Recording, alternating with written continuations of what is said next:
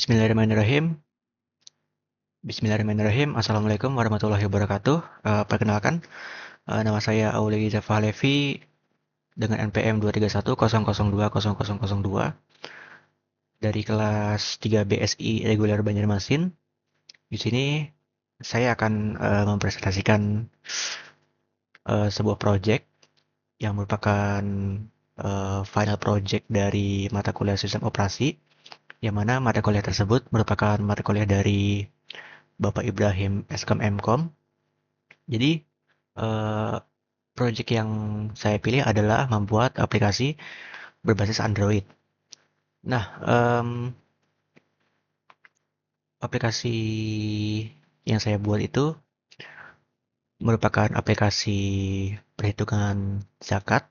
Jadi, aplikasi tersebut berfungsi agar dapat digunakan oleh pengguna yang ingin menghitung zakat dengan mudah. Di antaranya itu ada zakat penghasilan, zakat tabungan, zakat perdagangan, dan zakat emas. Kemudian aplikasi yang saya buat itu ada sistem loginnya juga. Jadi saya membuat sistem CRUD-nya, create, read, update, dan delete. Jadi tidak hanya jadi aplikasi yang saya buat itu tidak hanya berisikan kalkulator zakat saja. Oke, mungkin pertama-tama akan saya tampilkan dulu struktur database yang telah saya buat. Nah, di sini saya membuat database dengan nama MyAPI Android. Kemudian ada table yang bernama user. Jadi di sini akan menyimpan data-data akun yang nantinya akan terbuat. Jadi struktur pada table ini ada ID user sebagai primary key-nya, kemudian ada alamat email, lalu nama lengkap dan password. Oke, tidak terlalu banyak agar tidak rumit karena sebagai media pembelajaran saja supaya lebih simple. Lalu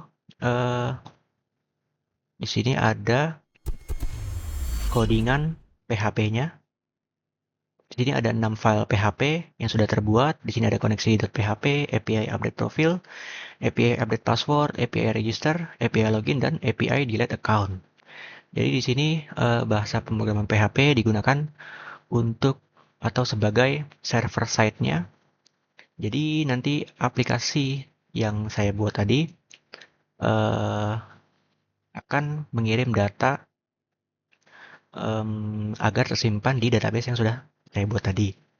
Oke, jadi di sini koneksi.php berfungsi untuk mengkoneksikan database dengan aplikasi yang sudah saya buat. Kemudian di sini ada API login, API register terlebih dahulu di sini berfungsi agar nantinya pengguna dapat melakukan pendaftaran akun. Jadi data-data yang pengguna input nantinya akan tersimpan di database dan nantinya akan digunakan untuk login. Nah, di sini API login. Jadi nanti data-data yang sudah tersimpan di database itu akan terpanggil dan dibaca. Kalaunya sesuai nanti akan sukses melakukan login. Dan kemudian di sini ada API update profile. Di sini berfungsi agar nantinya pengguna dapat mengganti atau melakukan perubahan data di dalam aplikasinya. Di sini untuk mengupdate nama lengkapnya. Jadi jika pengguna melakukan perubahan data yang mana itu nama lengkap, nantinya datanya akan dikirim melalui API ini dan nantinya database akan mengupdate perubahan yang dilakukan oleh pengguna. Begitupun juga di sini API update password untuk mengganti password. Lalu di sini ada API delete account yang terakhir itu untuk menghapus akun.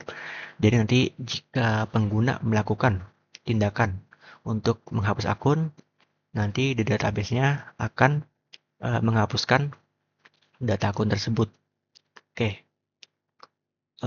selanjutnya,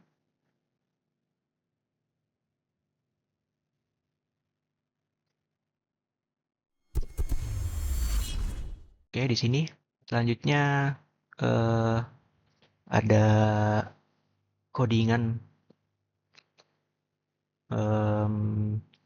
bahasa pemrograman Java di sini. Jadi untuk pembuatan aplikasi Android itu menggunakan aplikasi Android Studio, dan untuk pengetikan codingnya itu kebanyakan ada di sini, di folder sini dan folder layout, di folder com example aplikasi zakat dan folder layout. Jadi untuk yang di layout ini ada file yang berformat XML, ini berfungsi untuk membuat UI-nya atau interface dari aplikasi yang kita buat. Coba kita buka contoh. Di sini ada activity login.xml.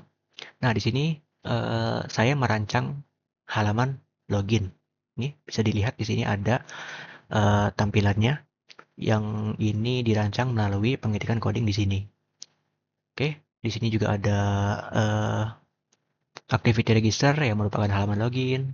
Kemudian di sini ada activity detail profile, di sini ada halaman detail profil pengguna, kemudian ada fragment profil dan lain-lain. Kemudian untuk yang di sini file yang berformat Java atau pemrograman menggunakan bahasa pemrograman Java di sini berfungsi untuk supaya tampilan-tampilan yang sudah kita rancang tadi seperti sini, misal di halaman login sini ada tombol login gitu, bagaimana caranya supaya agar tombol login ini bekerja, maka itu perlu pengkodingan menggunakan bahasa pemrograman Java. Jadi logika-logika yang nanti berfungsi sehingga nanti aplikasinya bisa berjalan itu diketikkan di sini, di folder com example aplikasi zakat dengan menggunakan bahasa pemrograman Java. Oke, langsung saja mungkin saya perlihatkan hasil aplikasinya.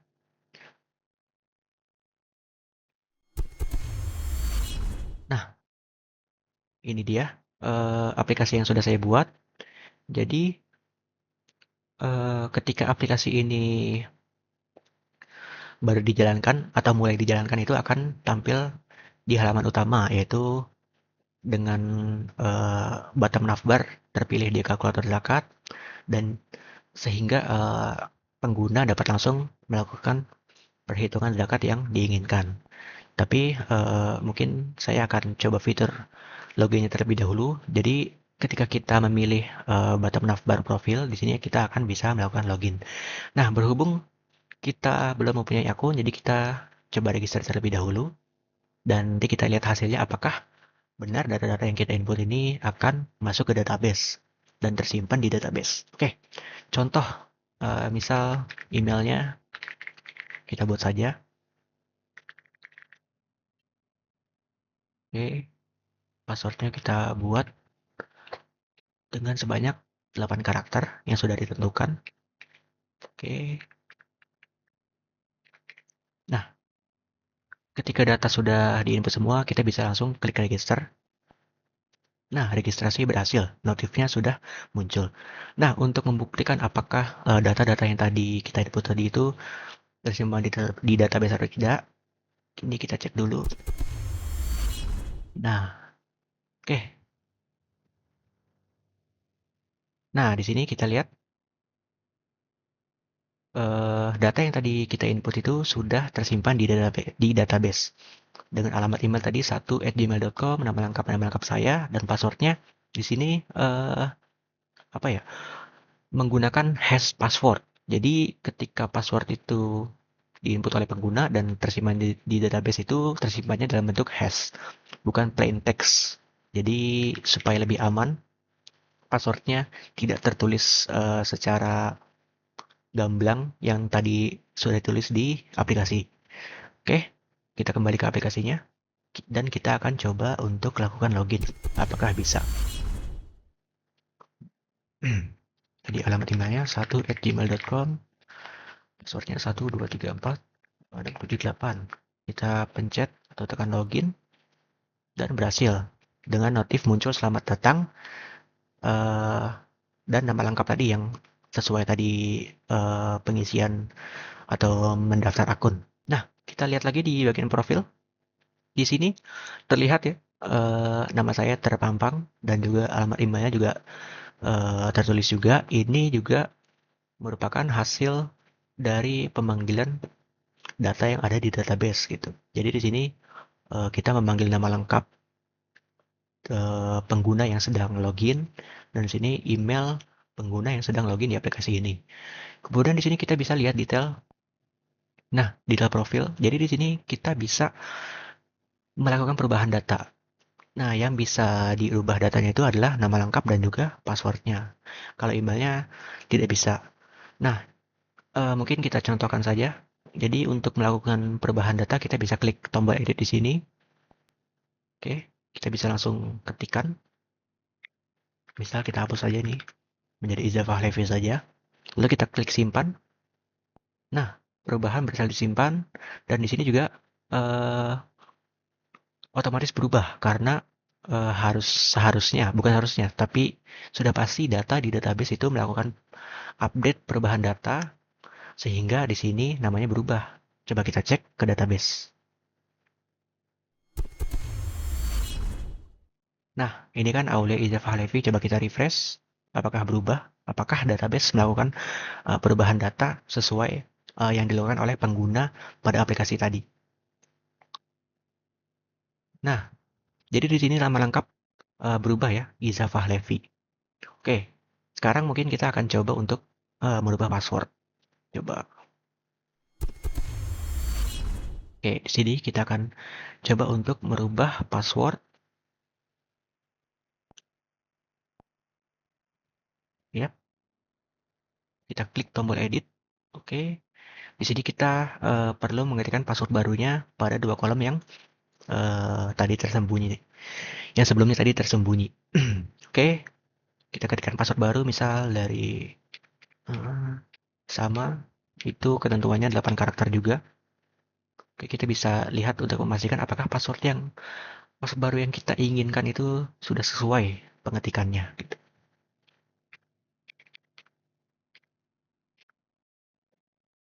Nah, jika password diketikkan misal di kolom sini pengetikan password itu 09876543, sedangkan di sini ada kelebihan satu karakter, maka akan muncul warning untuk agar pengguna dapat mengetahui bahwa passwordnya itu tidak cocok. Jadi kita perlu menghapus lagi. Nah, warningnya hilang dan kita bisa klik simpan. Tapi sebelum itu mungkin kita lihat dulu tadi di database-nya. Tadi kan passwordnya tertulis secara acak ya, hashed password. Jadi ini kita catat dulu agar kita bisa membuktikan apakah passwordnya benar-benar terganti. Oke, di sini kita tulis dulu nih, ini password lamanya ya, sebelum diupdate. Oke, kita akan kembali ke aplikasinya dan kita klik simpan. Oke, perubahan berhasil disimpan. Sekarang kita cek lagi di database. Apakah password sudah terupdate? Kita refresh terlebih dahulu. Oke, kita lihat apakah berbeda. Nah, kita lihat hash passwordnya itu berbeda ya. Jadi itu sudah terbukti bahwa password sudah berubah. Nah, agar lebih pasti lagi, mungkin kita akan coba logout terlebih dahulu di aplikasinya dan kita gunakan dan kita akan login dengan menggunakan password baru yang telah kita buat tadi. Oke, kita kembali, kita klik logout. Nah, kita kembali ke profil dan melakukan login kembali. Emailnya 1.gmail.com, passwordnya 09876543. Oke, kita klik login dan berhasil. Dan juga ada sambutan notif selamat datang Iza Fahlevi sesuai dengan nama yang ada yang sudah terdata di database. Oke, fitur terakhir hapus akun. Kita lihat apakah berhasil atau berfungsi. Oke, apakah Anda yakin ingin menghapus akun ini? Coba kita tes hapus. Oke, akun berhasil dihapus. Agar kita bisa lebih pasti lagi, kita lihat lagi di database-nya apakah terhapus, apakah benar-benar terhapus. Nah, sudah hilang. Jadi terbukti apa namanya? Aplikasi ini sudah saling terkoneksi dengan database. Oke, Jadi sistem CRUD-nya juga berjalan. Oke, kita kembali ke aplikasinya dan kita akan coba fitur atau inti dari aplikasi ini, yaitu aplikasi zakat. Jadi kita akan gunakan kalkulator zakat ini. Mungkin kita akan melakukan perhitungan terlebih dahulu untuk zakat penghasilan. Oke, di sini kita dapat melakukan perhitungan zakat penghasilan dengan menginput penghasilan kita terlebih dahulu. Dan di sini juga kita bisa memilih antara zakat penghasilan selama sebulan atau per tahun. Jadi kita coba yang per bulan terlebih dahulu. Oke, kita baca dulu notnya. Jadi harga emas per gram saat ini berdasarkan harga emas.org itu 1.500.000 sekian dan nisabnya 85 gram per bulan, yang mana itu setara dengan 10.670.000 sekian. Dianjurkan dipotong dari gaji bruto. Jadi kita coba langsung aja ya menuliskan misal gaji bersih kita. Coba kita ketikkan gaji bersih kita sebesar 10 juta. Nah, dengan nisab sebesar 85 gram yang setara dengan nominal 10.670.000 sekian, maka dengan penghasilan bersih 10 juta kita itu kita tidak wajib membayar zakat, tapi kita bisa berinfak. Jadi di sini tertulis total zakat penghasilan yang harus ditunaikan itu 0. Tapi kita tetap bisa berinfak. Namun jika penghasilan kita atau gaji bersih kita misal lebih dari nisab yang sudah ditentukan itu, coba 11 juta, maka akan tertulis wajib membayar zakat. Total zakat penghasilan yang harus ditunaikan itu sebesar 275.000.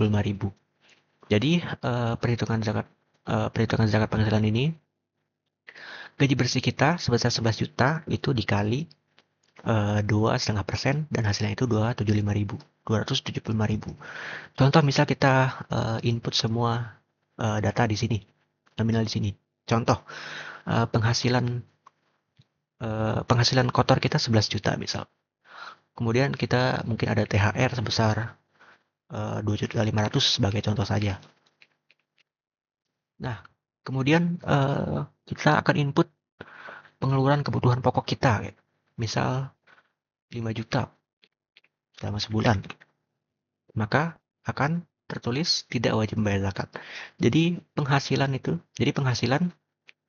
pengkalkulasiannya itu penghasilan ditambah pendapatan lain seperti bonus dan THR, kemudian dikurang pengeluaran kebutuhan pokok sehingga menjadi ada hasil yaitu gaji bersihnya. Nah itu bersihnya itu dikali 2,5%.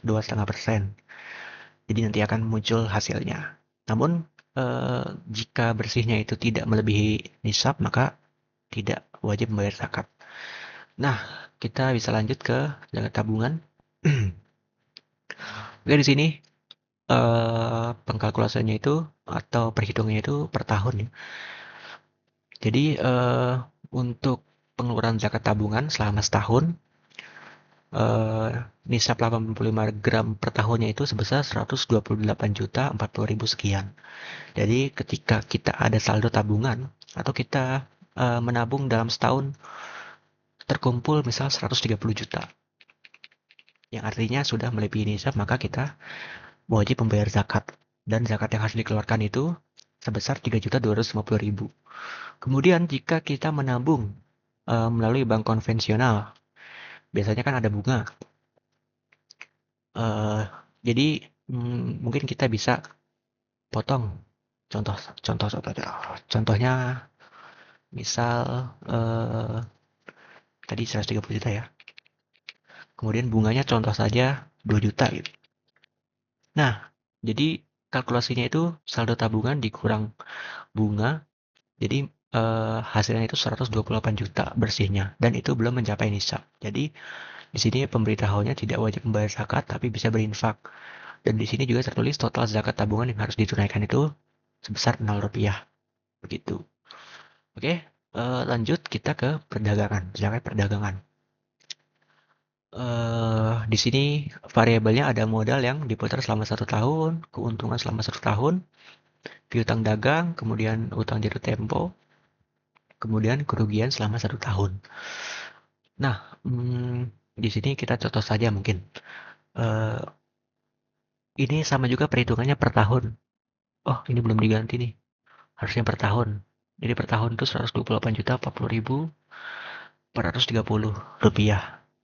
Oke, misal kita ketikkan modal yang diputar selama setahun itu contohnya 150 juta. Kemudian keuntungan yang didapat selama 1 tahun. Contoh saja misal 50 juta. Kemudian piutang dagang. Ambil saja contoh 20 juta. Kemudian semisal kita ada utang yang jatuh tempo sebesar 35 juta misal. Kemudian kerugian selama setahun. Anggap saja tidak ada karena kan keuntungannya sudah ada nih. Nah, jadi pengkalkulasiannya di sini modal yang diputar selama 1 tahun 150 juta ditambah keuntungan 50 juta dan juga ditambah piutang dagang, kemudian dikurang utang jatuh tempo sehingga nanti ada hasil bersihnya, kemudian dikalikan 2,5%. Nanti akan muncul hasilnya yang harus dikeluarkan. Jadi total zakat perdagangan yang harus ditunaikan itu sebesar 4.625.000. Oke. Coba misal kerugian kita tulis 100 juta misal. Nah, jadi total bersihnya mungkin itu tidak mencapai nisab 85 gram yang sebesar 128 juta 40 ribu sekian. Sehingga di sini tertulis tidak wajib membayar zakat, tapi bisa berinfak. Oke, selanjutnya terakhir ada zakat emas. Di sini jumlah emasnya tertulis per gram. Jadi masih sama seperti tadi. Perhitungannya per tahun, nah di sini benar. Harga emas per gram saat ini berdasarkan harga emas.org